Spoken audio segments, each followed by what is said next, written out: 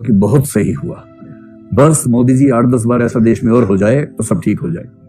मारो मारो मारो मारो मारो मारो मारो मारो मारो, खत्म। क्योंकि न्याय मिलने की प्रक्रिया इतनी लंबी है और इतनी बोझिल है कि आमतौर पर न्याय मिल नहीं पाता। और जब न्याय नहीं मिल पाता लोग इतने परेशान हो जाते हैं और अंत में लोग परेशान होकर सोचते हैं कि इससे तो अच्छा है सीधे निपटाओ। हैदराबाद में पुलिस द्वारा रेप के 4 आरोपियों का एनकाउंटर किया गया है।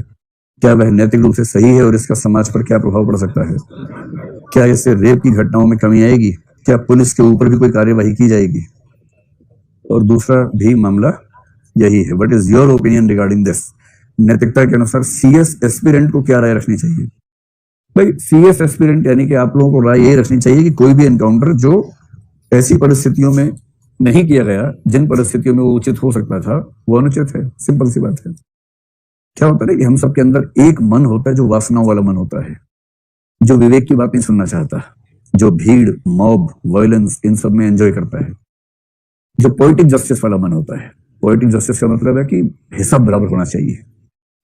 यदि किसी ने कुछ किया तो उसकी परिस्थितियों पर गौर किए बिना उसको उतना ही बुरी तरह से अगर आप, जैसे कोई कार चला रहा है, उसकी गलती नहीं है, गलती पैदल वाले की है, लेकिन पैदल को टक्कर लगी, वो नीचे गिर गया, चोट लग गई, और सड़क पर जो लोग थे कार वाले को निकाल के इतना पीटा कि उसकी मौत हो गई। ये होता है पोएटिक जस्टिस। जीवन भर में जो परेशानियां थी उन सारी परेशानियों को एक साथ यहां उन्होंने हिसाब बराबर कर लिया एक ऐसे व्यक्ति से जो इस केस में दोषी नहीं था। उस केस में दोषी है, हम ये मान के चलते हैं जनरली, लेकिन कानून का सिंपल सा नियम है कि कोई व्यक्ति अपराधी है या नहीं इसका फैसला अदालत करेगी, इसका फैसला पुलिस नहीं कर सकती है।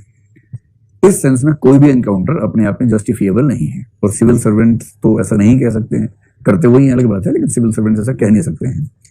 तो ये तो हुई वो बात जो आप इंटरव्यू में या सिविल सर्विस डिस्कशंस में कहेंगे और कहना चाहिए आपको। हो सकता है कि आपके मन का एक हिस्सा जो जंगली हिस्सा है, इड वाला हिस्सा है, उसके मन में आ रहा हो कि बहुत सही हुआ, बस मोदी जी 8-10 बार ऐसा देश में और हो जाए तो सब ठीक हो जाए।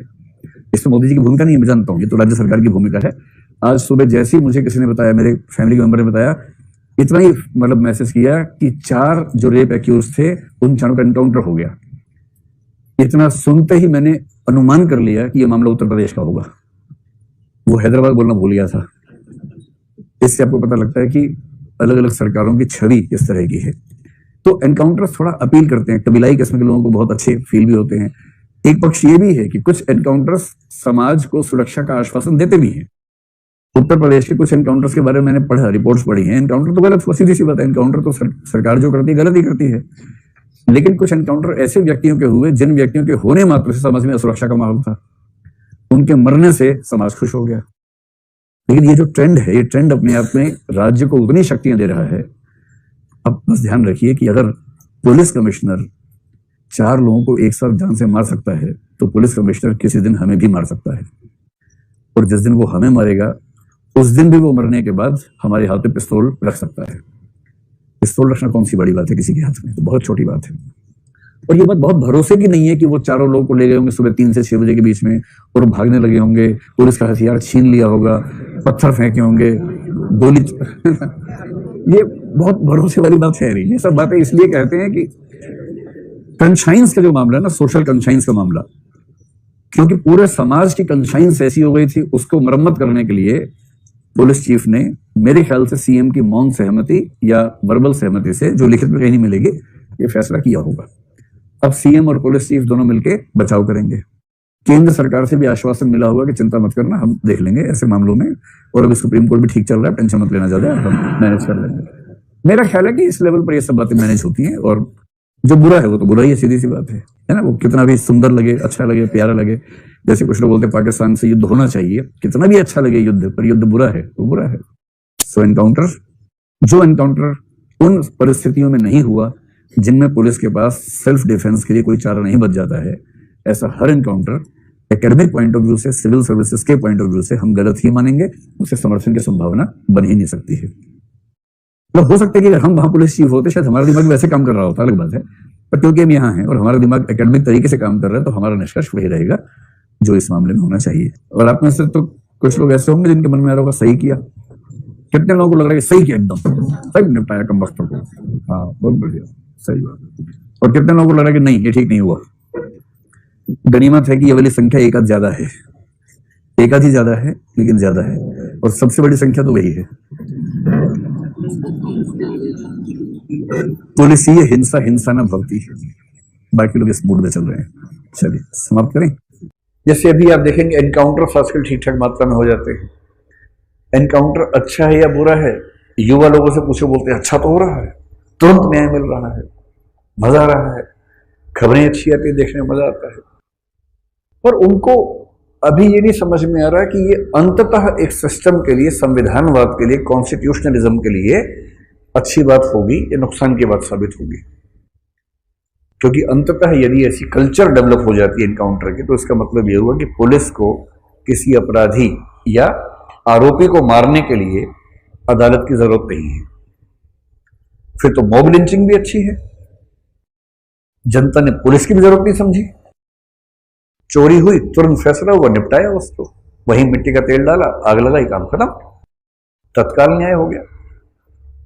अगर हम तत्काल न्याय के सिद्धांत पर चलेंगे तो कुछ दिन कुछ मूर्ख किस्म के लोग कहेंगे कि मजा आ गया, तुरंत न्याय होता है, देर नहीं होती है। लेकिन इसमें खतरा हमेशा ये है कि अगर 50 लोग मिलकर नारा लगाने लगे कि 51वां आदमी बच्चा चुरा के भाग रहा था, जबकि वो नहीं भाग रहा था, उसे पता भी नहीं, पर 50 लोग चिल्ला रहे हैं, हो सकता है उन 50 की दुश्मनी उस व्यक्ति से हो किसी बात को लेकर, और उनमें से एक कहे मारो मारो, सब कहे मारो मारो मारो। आसपास की भीड़ इकट्ठी हो गई, भीड़ को इमोशनल करने के लिए क्या कहना है, बच्चा उठा के भाग गया था, बल्कि छोटी बच्ची उठा के भाग गया था। अब उस समय भीड़ विवेकशील निर्णय देगी या भावनाओं बह जाएगी, उस समय बह जाएगी, मारो मारो मारो मारो मारो मारो मारो मारो मारो, खत्म, जला दिया। और वो आदमी सोच रहा हुआ क्या, मैं तो यहां से गुजर रहा था, और गुजर गया।